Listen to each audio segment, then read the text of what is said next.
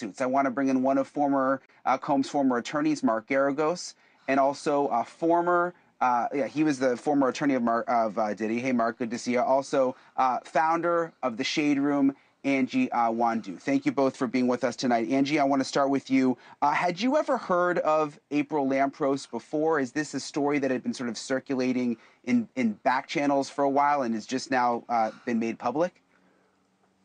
No, I mean, I've never heard of her before. I know that there have been rumors surrounding Diddy for a very long time. I mean, the industry talks and everybody has heard a rumor or two. People are hearing that there are so there have been rumors surrounding his conduct and behavior, but I never heard of her, and I just assumed that there will be more. Yeah, a lot of people, I think, are thinking that more is going to come out. Have you heard of any other videos, Angie? Anything else that's sort of percolating up? Yeah, I mean, I haven't, contacted by people saying that there are, other videos. And so, obviously it's our job to kind of investigate and look into that. If we can bring light to, any type of abuse, we would, be happy to do so because we don't stand for that. But, only time will tell. I think that Diddy is such a powerful figure. He's been such a powerful celebrity in the way he's been able to influence the media. And so I think that people are afraid to come out against him. But as his power is dismantling, I think people are becoming emboldened to speak up and share their stories.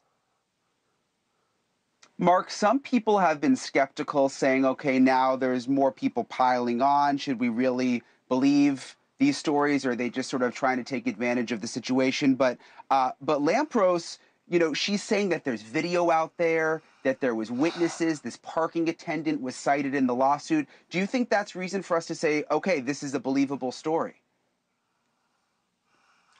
Look, as somebody who represented Sean for many, many years on many different things, all I'll say is I'm old enough to remember that there used to be the adage sex, drugs, and rock and roll. So, so far what we're talking about is sex and drugs and maybe not rock and roll, number one. Number two, what seems to get lost here is I just sent to you guys a sanctions motion that was filed by Universal Music Group within the last week against the lawyer who's brought several of these lawsuits for filing false and completely baseless allegations. He's had to withdraw part of the lawsuits. He's up for sanctions against him. He's been referred to the disciplinary committee. So before everybody gets breathlessly onto this, let's pile on I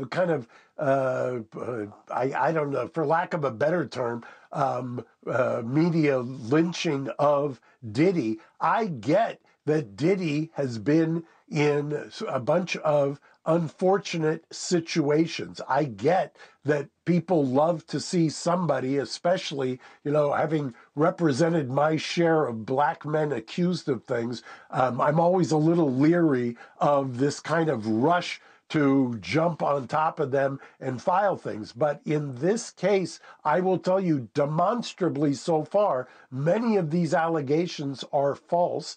They've already been withdrawn in large part, and the lawyer who brought many of these allegations forward, who you just showed on your screen, is in the crosshairs himself. So I would just caution, let's take a look, take a breath.